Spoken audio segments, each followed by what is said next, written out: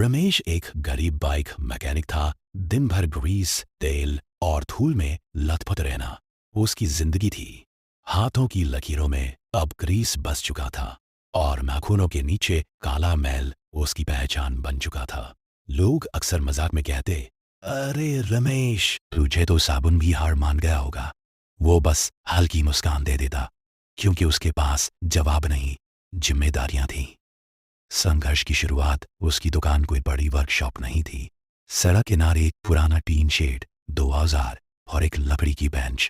सुबह 7 बजे से रात 9 बजे तक, बिना छुट्टी, बिना आराम, बिना शिकायत। कभी कोई ग्राहक 100 रुपए कम देता, कभी कोई उधार मांग लेता और कभी कोई बिना पैसे दिए ही बाइक ले जाता। लेकिन रमेश जानता था, अगर वो रुका तो उसका परिवार रुकेगा।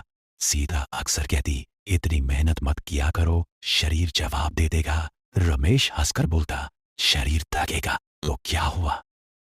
दिल के अंदर छुपा सपना। रमेश के दिल में एक सपना था, कोई छोटा सपना नहीं। वो चाहता था अपने बच्चों को अच्छे स्कूल में पढ़ाना, पत्नी को कभी किसी के आगे हाथ न फैलाने देना और एक अपने नाम का बड़ा बोर्ड वाली वर्कशॉप खोलना। जब रात को थक कर घर लौटता तो बच्चे उससे लिपट जाते। उसका बेटा पूछता, आपके हाथ इतने काले क्यों रहते हैं? रमेश मुस्कुराकर कहता, बेटा, ये हाथ काले हैं इसलिए तुम्हारा भविष्य उजला होगा। उस रात बच्चे सो गए, लेकिन रमेश देर तक जागता रहा। उसने छत की ओर देखते हुए मन में कहा, एक दिन मैं भी बड़ा नाम बनाऊंगा। मुश्किलों की आंधी जिंदगी आसान नहीं थी। एक दिन उसकी दुकान के पास बड़ा शोरूम खुल गया। चमचमाती लाइटें, यूनिफॉर्म पहने मैकेनिक और मशीनें। ग्राहक कम होने लगे, रोज की कमाई घटने लगी। एक शाम सीता बोली, रमेश, किराया देना है, बच्चों की फीस भी बाकी है। रमेश चुप रहा। उस रात उसने पहली बार खुद को कमजोर महसूस किया। लेकिन अगली सुबह वो फिर उसी दुकान पर खड़ा था, क्योंकि उसने खुद से एक वादा किया था, हालात चाहे जैसे हों, मैं हार नहीं मानूंगा। मेहनत का नया रास्ता रमेश ने तय किया।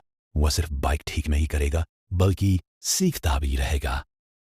रात को यूट्यूब पर वीडियो देखता, नए मॉडल की बाइक समझता, इलेक्ट्रिक बाइक के बारे में पढ़ता। लोग हंसते थे, अरे इतना पढ़ लिख के क्या करेगा, तो मैकेनिक ही रहेगा। रमेश मन ही मन बोलता, आज मैकेनिक हूं, कल मालिक बनूंगा। धीरे धीरे उसका काम बेहतर होने लगा।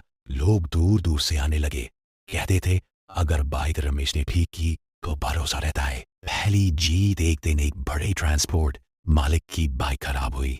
कई जगह दिखाने के बाद वो रमेश के पास आई। रमेश ने घंटों मेहनत की, बात कटे, पसीना बहा, कपड़े खराब हुए, लेकिन बाइक चल पड़ी। मालिक खुश हो गया। उसने रमेश को अच्छा पैसा दिया और कहा, तू सिर्फ मैकेनिक नहीं, कलाकार है। उस दिन रमेश घर मिठाई लेकर गया। सीता की आंखों में आंसू थे, बच्चों के चेहरे पर चमक।